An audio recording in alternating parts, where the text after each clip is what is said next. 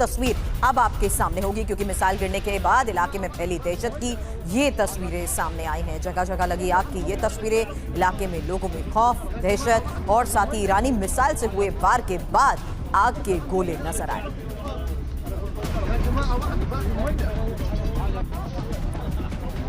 तो फिलिस्तीन के शहर जेनिन में मिसाइल वार की ये तस्वीर आपने देखी, लेकिन इसी के साथ आप देखिए एक और तस्वीर आपको दिखा रहे हैं जहां मिसाइल गिरने से दहशत में लोग हैं और ये वार हुआ है जॉर्डन में। जॉर्डन में ईरान की ये मिसाइल गिरी है। मिसाइल गिरने के बाद लोगों में डर और मिसाइल से हुए हमले की ही लगातार तस्वीरें जेनिन से भी सामने आ रही है।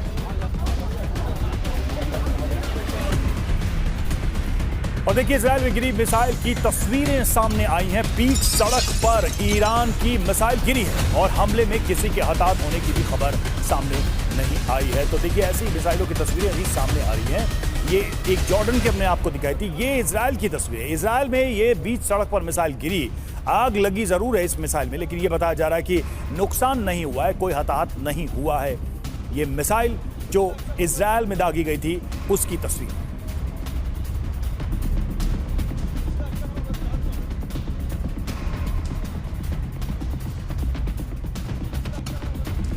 हमलों की तस्वीर अब तक आपने देखी है। अब इजराइल हमले पर ईरान की तरफ से किए जा रहे दावे के बारे में जानिए, क्योंकि 200 मिसाइलों से हमले को अंजाम दिया गया, यह दावा किया जा रहा है। इजराइल के सैन्य ठिकानों पर सीधा अटैक हुआ, यह दावा किया जा रहा है। यहां तक कि मोसाद हेडक्वार्टर को भी उड़ा दिया गया है।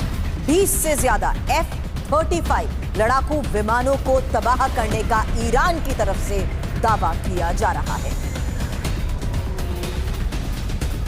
और इजराइल हमले पर IRGC का दावा सामने आया है। 90% मिसाइल अपने लक्ष्य पर गिरे हैं, ये IRGC ने कहा है।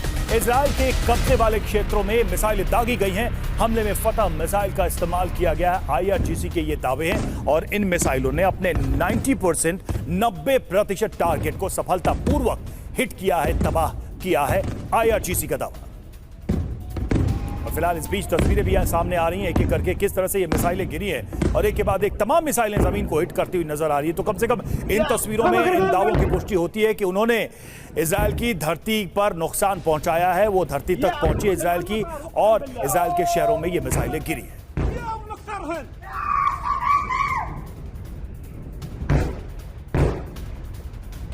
हमले की तस्वीरें और इजराइल की तरफ से किए जा रहे दावे के बाद